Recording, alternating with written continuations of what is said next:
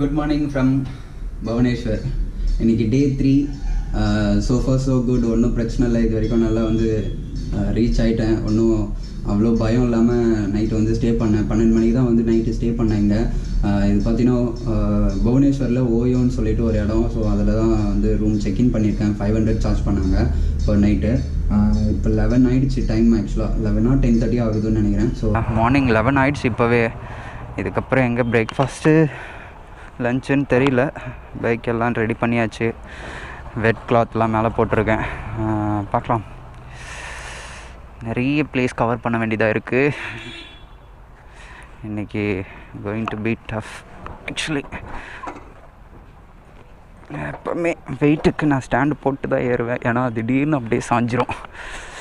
So அதனால் எப்போவுமே best side stand போட்டு. Thank you Jesus.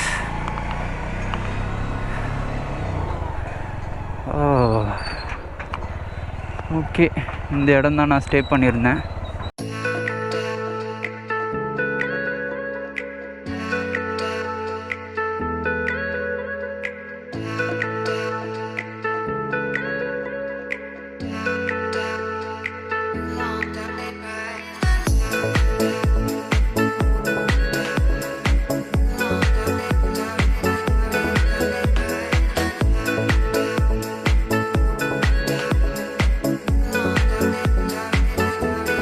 ரைஸு தால் இதெல்லாம் சேர்த்து 80 rupees.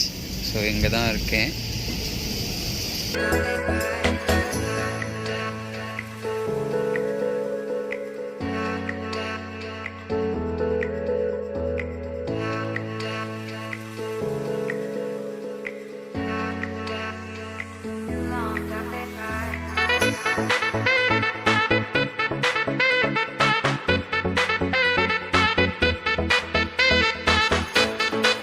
டைம் பார்த்தீங்கன்னா 3:34 PM.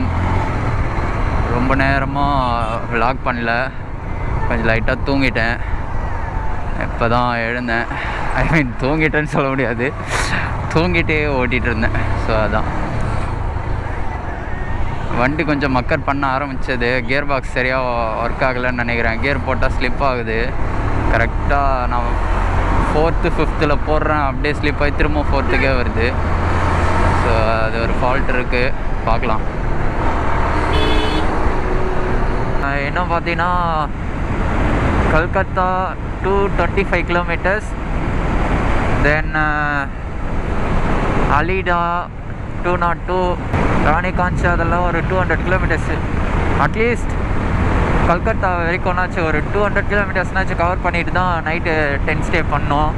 முடிஞ்சால் 10 ஸ்டே, அப்படி இல்லைன்னா ஏதோ தான் பண்ணுவேன். ரூம் செக்இன் தான் பண்ணோம்.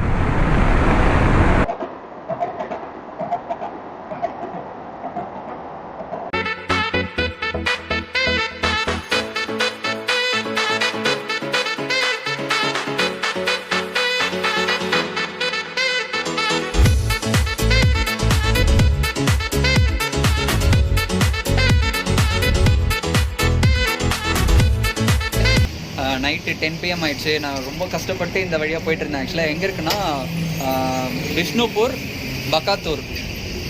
பக்காத்தூரில் தான் இருக்கிறேன். இன்னும் வந்து ஒரு 700 kilometers இருக்குது. நைட் எப்படியாவது கவர் பண்ணிடலான்னு பார்த்தேன். அப்படி போயிட்டு இருக்கும்போது தான் திடீர்னு வந்து பைக்கில் ரொம்ப சவுண்ட் வர ஆரம்பிச்சிது. சரி என்னாச்சோ ஏதாச்சுன்னு சொல்லிட்டு பயந்துகிட்டே பொறுமையாக ஓட்டிகிட்டு இருந்தேன். ஒரு 50க்கு மேலே போகும்போது பார்த்தீங்கன்னா வண்டியிலேருந்து ரொம்ப நாய்ஸ் வர ஆரம்பிச்சிது. நான் நினச்சேன் இன்ஜினில் ஏதோ கோலர் ஆகிடுச்சு, நம்ம கண்டினியூஸாக ஓட்டிகிட்டு இருக்கிறதுல அப்படின்னு நினச்சிட்டு பயந்துகிட்டே பொறுமையாக ஓட்டிகிட்டு இருந்தேன். அப்புறம் தான் இந்த லைட் வெளிச்சத்தை பார்த்துட்டு இங்கே வந்தேன். பார்த்தா ஒரு மெக்கானிக் ஷாப் ரொம்பவே ஃப்ரெண்ட்லியாக பேசினார். எனக்கே ரொம்ப சந்தோஷமாயிடுச்சு. அப்புறம் பார்த்தா ரொம்ப சிம்பிளாக ப்ராப்ளம் சார்ட் அவுட் பண்ணிட்டார். என்னென்னா செயின் வந்து லூஸ் ஆகிட்டுருக்கு. அந்த 50க்கு மேலே போகும்போது ரொம்ப சவுண்ட் ஆரம்பிச்சிருக்கு. அதுதான், வேறு எதுவுமே பிரச்சனை இல்லை. நான் ரொம்ப பயந்துட்டு இருந்தேன். இப்போ சிம்பிளாக அந்த ஒர்க்கை முடிச்சிட்டாரு. அண்டு பிரேக்கை கூட கொஞ்சம் அட்ஜஸ்ட் பண்ணி கொடுத்துருக்காரு. பிரேக் ரொம்ப ஜாமாக இருந்துச்சு. ஸோ பேக் பிரேக்கும் அட்ஜஸ்ட்மெண்ட் பண்ணி கொடுத்தாரு. ஸோ நல்ல ஃப்ரெண்ட் ஆகிட்டார். அவர் பேர் வந்து சோவான். ஸோ அவரை நான் காட்டுறேன். நான் இப்போது பவுத் சுக்ரியா பையா, பவுத் சிக்ரியா. டீகே ரொம்ப ஃப்ரெண்ட் ஆகிட்டார். கொஞ்சம் தான் ஹிந்தி தெரியுது. பட் ஆனால் அவருக்கு கொஞ்சம் இங்கிலீஷ் புரியுது. கொஞ்சம் நல்லா பேசி ஃப்ரெண்ட் ஆகிட்டோம் 2 பேரும். ரொம்பவே ஹெல்ப் பண்ணார். நிறைய டிப்ஸும் கொடுத்தாரு. ரொம்ப தேங்க்ஸ் பையா. தேங்க்ஸ். ஸோ இதுக்கப்புறம் நாங்கள் கிளம்ப வேண்டியது தான் என்னோடய ரைடு. ஸோ பார்க்கலாம். நைட்டு 10 மணி ஆகுது. எவ்வளோ சீக்கிரம் முடியுமோ ஒரு சேஃபான பிளேஸில் போயிட்டு ஸ்டே பண்ண பார்க்குறேன். ஸோ பார்க்கலாம். உங்களுக்கு இங்கே தெரியுதானு தெரில, 2 லாரியும் வந்து மாட்டிக்கிச்சு.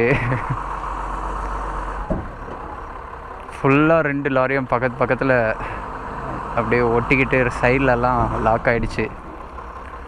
ஒன்றுமே பண்ண முடியாது, வேறு வழியும் கிடையாதுங்க. இது ஃபுல்லாக அப்படியே லாரிங்க நின்றுட்டுருக்கு.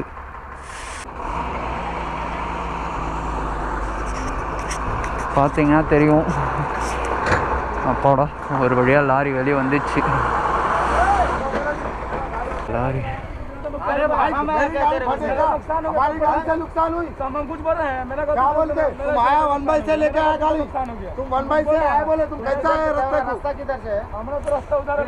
इधर कैसे है?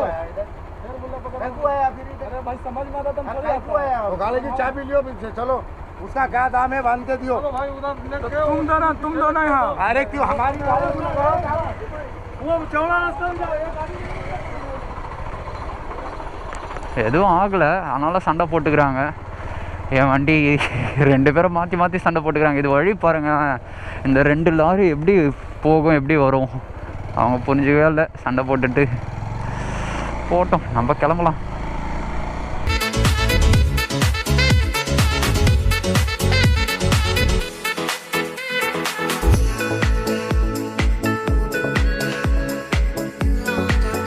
So good morning guys. எங்கே இருக்கிறேன்னா வெஸ்ட் பெங்காலுக்கு தாண்டிட்டேன். புவனேஸ்வர் ஏதோ சம்திங் ஊர்லாம் தாண்டிட்டேன். போகலாம். Morning right. இன்றைக்கி 4th டே. கிளம்ப வேண்டியதான். பேக்லாம் பண்ணியாச்சு. ஸோ இதை இங்கே தான் ஸ்டே பண்ணியிருந்தேன். பை வியா.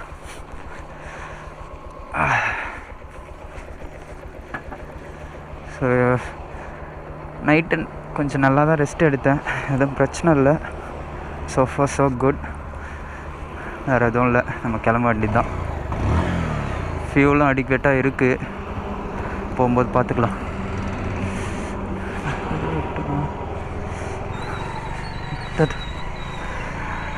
நல்லா பார்த்துக்கிட்டாங்க ஆக்சுவலாக அவங்க.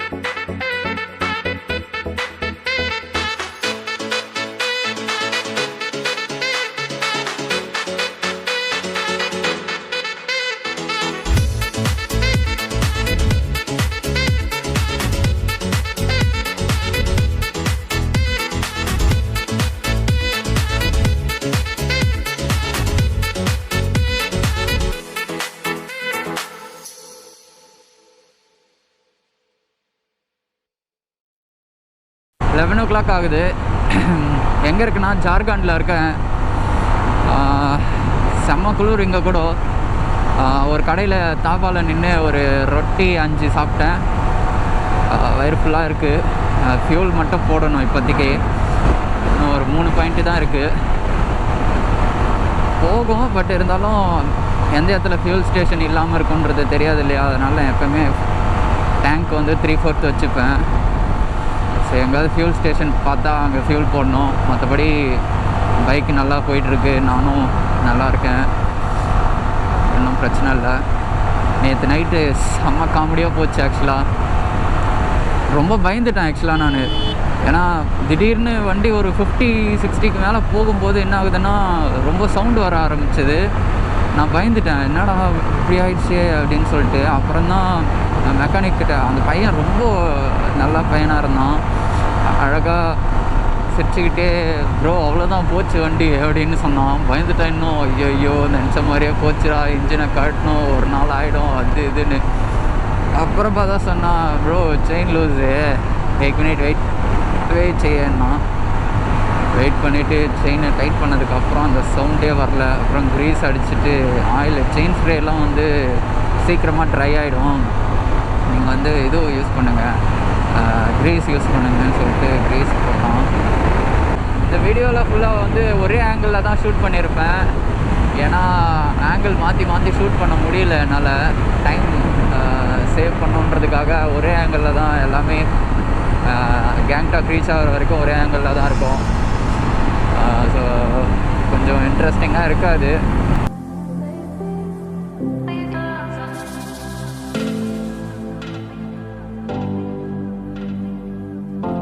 ஆக்சுவலாக இந்த பிரிட்ஜ் என்னாச்சுன்னு தெரியல, க்ளோஸ் பண்ணிட்டுக்கிறானுங்க.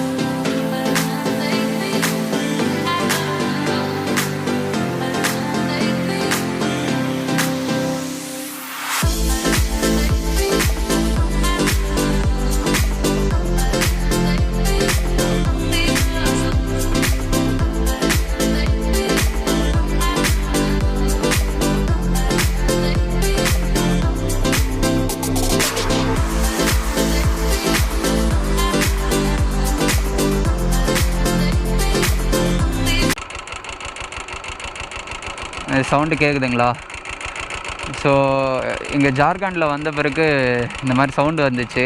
ஃப்ரெண்டுக்கிட்ட கேட்கும்போது பார்த்தீங்கன்னா இங்கே மேக்னெட் ஒன்று இருக்கும். ஸோ கிளச்சுக்காக மேக்னெட்டு அது. ஐயோ மணல் லாரி கீழே வந்துட்டுக்குது. பாவம் உள்ள ஆளுக்கு என்ன ஆச்சுன்னு தெரியலையே. பாவீங்களா, தூக்கத்தில் எடுத்துன்னு வந்து விட்டானு.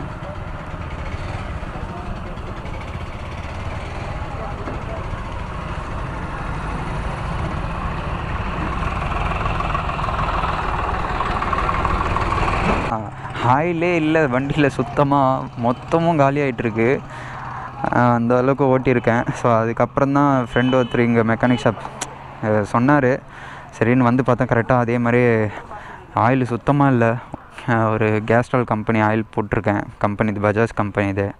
ஸோ பார்க்கலாம். 10,000 கிலோமீட்டர் வரைக்கும் ஓடும்னு சொல்லியிருக்காரு. பட் ஆனால் 3,000லேயே சேஞ்ச் பண்ணிக்கோங்க நீங்கள் லாங் ட்ரிப்புக்கு அப்படின்னு சொல்லிட்டாரு. So right begins. ओ भैया 1 मिनट, वो साउंड आ गया। वो अभी धीरे धीरे वो ऑटोमेटिक धीरे धीरे बंद हो जाएगा आपका, क्योंकि ऑयल नहीं रहने के कारण आपका आवाज़ निकल गया। ऑयल धीरे धीरे चढ़ेगा ना, हाँ आवाज़ बंद होगा, या फिर बंद नहीं हो सकता, ये भी हो सकता है। अभी एयर आफ्टर नो कोई प्रॉब्लम होने वाला नहीं। ओके, वो मैग्नेटिक नहीं प्रॉब्लम ना, कोई नहीं प्रॉब्लम, कोई प्रॉब्लम नहीं। और ठीक है, क्लच प्लेट एवरीथिंग हो गया ना? ठीक है भैया, बहुत थैंक यू. பாடா நான் பயந்துட்டேன். ஒரு ஃப்ரெண்டு என்ன சொன்னார்னா, கிளச் பிளேட்டு தான் போயிருக்கோம், நீ ஓட்ட ஓட்ட அவ்வளோதான் போயிடும் கிளச் பிளேட்டு அப்படின்னு சொன்னார். இன்னொருத்தர் மெக்கானிக் இங்கே லோக்கலில் ஃப்ரெண்டாக என்னார், நேற்று நைட்டு பார்த்துருப்பீங்க வீடியோவில். அவர் என்ன சொன்னார்னா, மேக்னெட் ஒன்று இருக்குது கிளச் பிளேட், ஐ மீன் கிளச் பிளேட் சைடில் லெஃப்ட் ஹேண்ட் சைடு இந்த சைடுன்னாரு. அந்த கிளச் அது வந்து இதுவாகிட்டுருக்கு, அது சரி பண்ணால் தான் உங்களுக்கு வண்டிக்கு கரெக்டாக ஓடும், இல்லைனா அப்படி தான் ஆஃப் ஆகிட்டே இருக்கும் அப்படின்னாரு. ஸோ எனிவே ஆயிலு, நேற்று பிரேக்கு, செயின், என்னென்னலாம் ப்ராப்ளம் வருது பாருங்கள். என்னவோ பார்க்கலாம்.